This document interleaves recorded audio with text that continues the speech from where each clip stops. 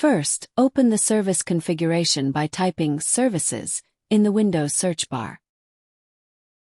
Scroll down to find Windows Update.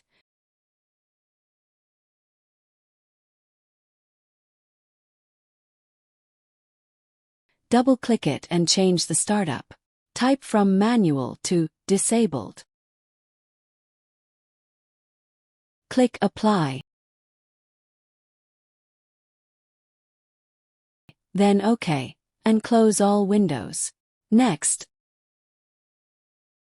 open the Windows search bar again and type Edit Group Policy. Open the Group Policy Editor.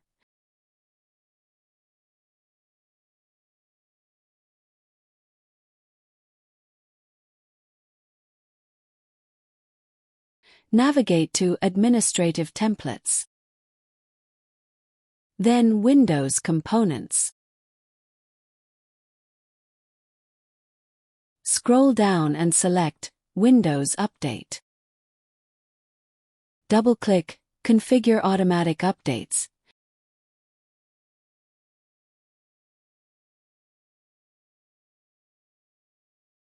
And change the setting from Not Configured to Disabled. Click Apply, then OK. That's it.